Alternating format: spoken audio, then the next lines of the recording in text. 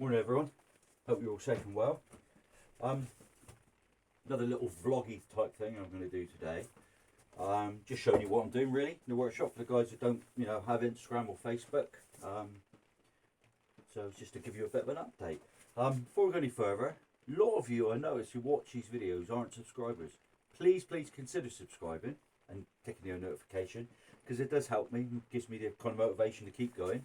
Anyway, enough of that rubbish. Right, so the plans today, I've got this one which I'm making a sheath for.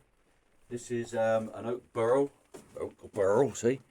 So it's oak burl with resin, and it's like a camp type knife, and I've done jimping on the back. I think I might show you this one anyway. The thing is, I take my time so I don't kind of rush stuff. So anyway, that's getting made for a sheath now, so I'm in the process of doing that. So I'm just installing the welts. I've recessed all my stitching in there. This has all been sealed in here to make this waterproof, and then it's a case of I'll stick this together and then start the stitching on that side. Right, another one I'm going to do again today, and I'll do a bit of filming in this and kind of chuck it in between so it don't get too boring. I'm making some more little folders, and as you probably know, I make all these completely from scratch. So this is like the inner liner, if you like, this 1mm stainless steel I use. I then make my blades, whether it's Damascus, or forge welded steel, whatever you want to call it, or whether it's just normal steel. Well, I say normal, but carbon steel. And then I'll do a choice of handles. I've got a couple of people that want some Antler ones, so I'm going to try and do that. I don't know how that's going to work out, because all I'm thinking about is the ends of the antlers is going to be exposed. So, I mean, obviously I can stabilise that, but it's just whether it's going to look unsightly. So that's something to have a think about, isn't it? Cap it either end, I suppose. I'm going to get on with cutting out the liners for this now, and then we'll start trying to make some. Maybe in this video, probably not. But anyway.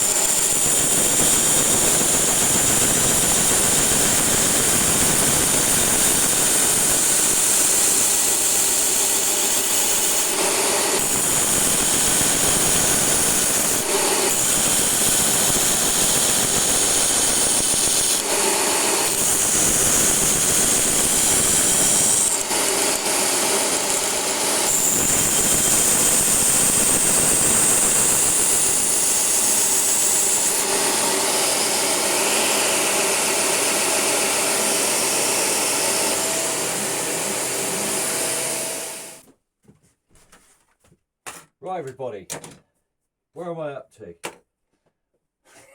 I'll show you where I'm up to. I got a bit carried away. I had a piece of stainless steel and I thought, well, it's bloody pointless just making one, so I've made like 5. So I thought, well, I've made 5 liners, for, or 10 liners, so I'm going to have to make some more blades. So I've made 5 blades now, and I've never done batch work like this before, but I thought, I've had a lot of interest in these little folders, so I thought I'm just going to make a few, because that'll be it then for a good while. I'm not going to do any more then for a while, because I've got other things I want to do, obviously, like this, and there's other things always going through my head. And when I'm doing batch stuff, that's when I find my mental health suffers then, because it's just the repetition gets a bit hard. Anyway, that's enough whinging. No, I'm not whinging, but you know what I mean. Anyway, so what I'm going to do now, I'm going to start putting these together, and choosing which woods I'm going to use with which liners for which little one. I'm going to do 2 of these in Antler. I'm going to do 1 in yew. I did 1 in spalted beech, so I don't want to do another one. I want to try and do something different again. Maybe I'll do a little resin combo one, but I'm quite happy with... Oh, I know what I could do. I know what I could do. know what that is? Is it Samba rosewood or Somba or Simba rosewood? I'm not sure. But this isn't Brazilian rosewood. It comes from Bolivia, I think it is, but it's like a rosewood substitute. But it's a very hard wood. So to be honest with you, I'm not going to stabilise that because I just think it'd be pointless. Especially I think it's a bit oily. So I just don't think it would stabilise very well. And I'm going to make one of these with that. Because that's going to be beautiful. And laburnum. Alright, that's that sorted then. Thanks for your help, guys. Really appreciate that. So we're going to do 1 in yew, 2 in antler, 1 in laburnum, and 1 in rosewood. There we go. Rock and roll. So I think that'll probably do for the day, won't we? I'm just going to glue these up now. You've seen what I've done before with these. Just get these dead flat. I key that really well. Just glue up the blocks and then we'll work it from there. I'm waiting for some bits of brass because I quite like using the little brass pins in the back of it. I think it looks pretty.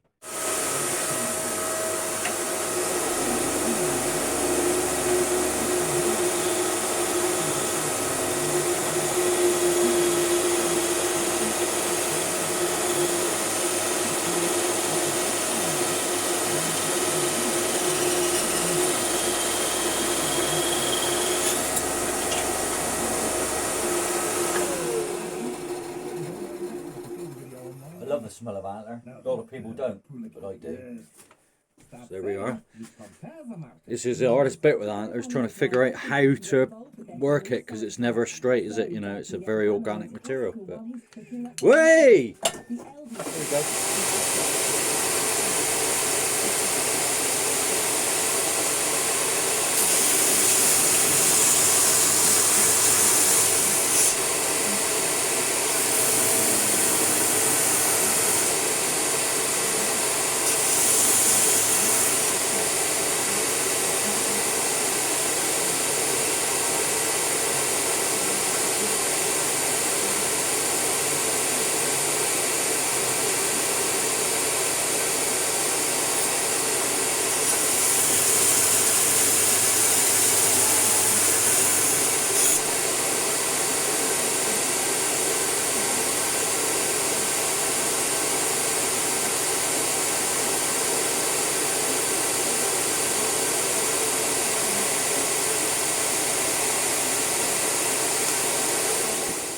Right, well I couldn't leave it at that, could I? So I just thought I'd show you.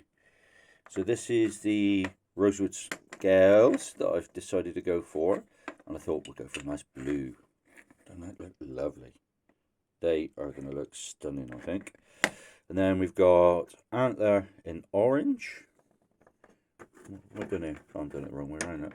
Useless, isn't I? Got antler in red.